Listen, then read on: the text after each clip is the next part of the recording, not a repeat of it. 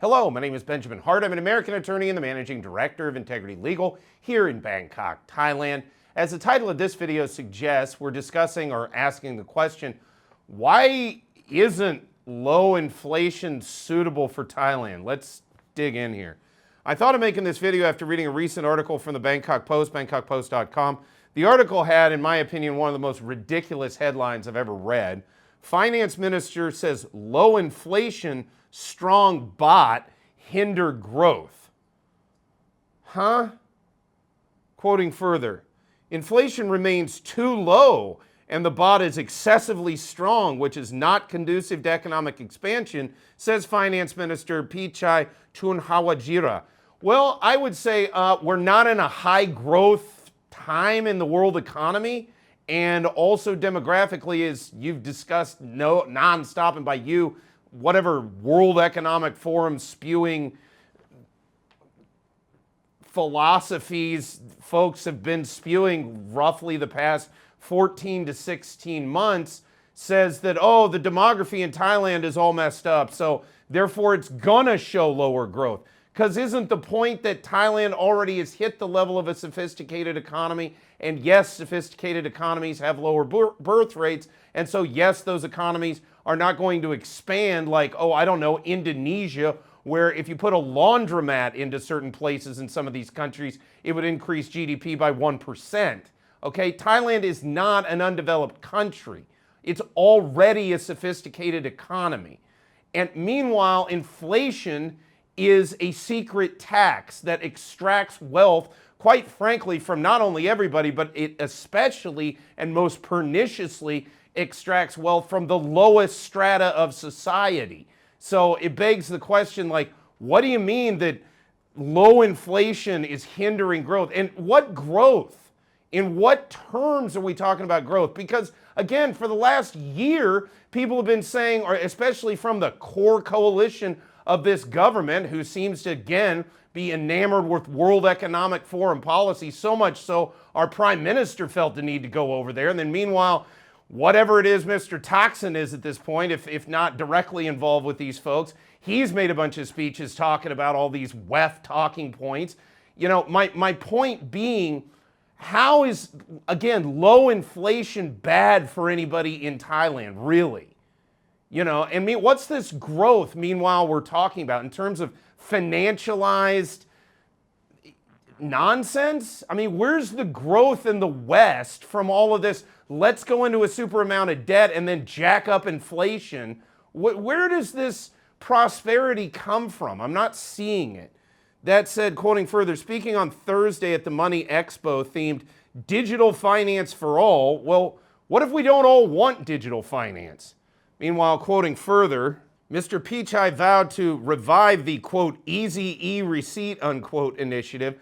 Again, just this financial shell game chicanery when in lieu of doing something substantively good for the people of Thailand. That's what this easy e-receipt is. I'm making another video contemporaneously with this one where I talk about that. Quoting further, to stimulate spending at the beginning of next year. Why does spending need to be stimulated? We already discussed this. This past year, Q1 showed the largest increase in consumer spending. And then meanwhile, while the government, or not the whole government, the core coalition party has run around telling us for the past year we're in economic dire straits. And what was the answer? A huge amount of national debt, all for some digital currency magic bean money that would put us all into a totalitarian super surveillance state. It's looking to me like more and more these folks that are espousing these WEF sort of visions are talking about something or are trying to induce an economic calamity in order to justify, quite honestly, totalitarian overreach into all of our economy. And meanwhile, they don't seem to really care about what impact, for example, higher inflation has on the rank and file Thai.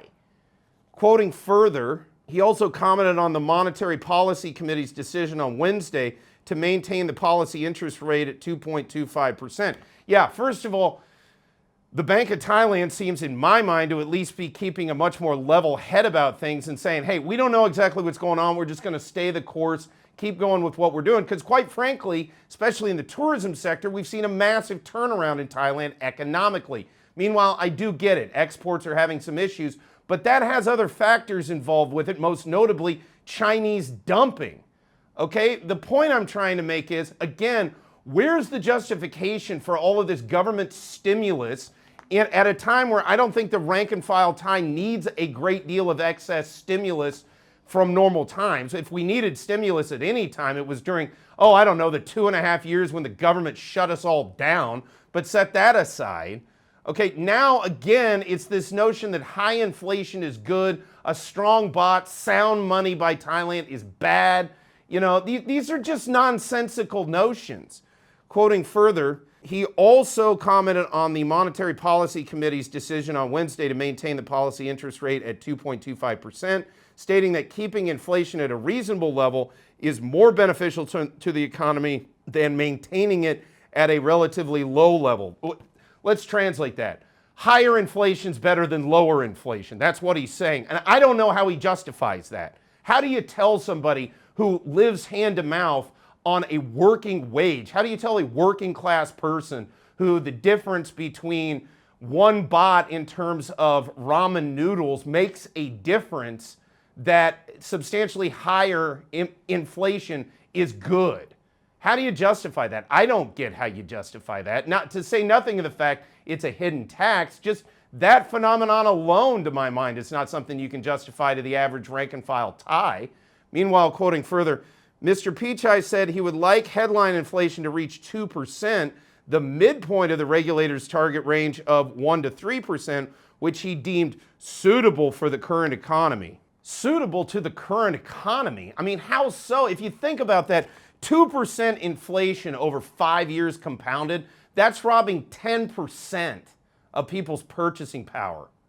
Okay, and meanwhile, I gotta be honest with you, this neo-Keynesianism, this whole notion that central banks have a mandate to set inflation at any rate is nonsense. Again, it is a secret tax. And I have a real problem with people who hypocritically claim to be populists while advocating things that would most directly, detrimentally impact the lowest sectors of the socioeconomic strata, which is exactly what heightened inflation will do to folks here in the Kingdom of Thailand.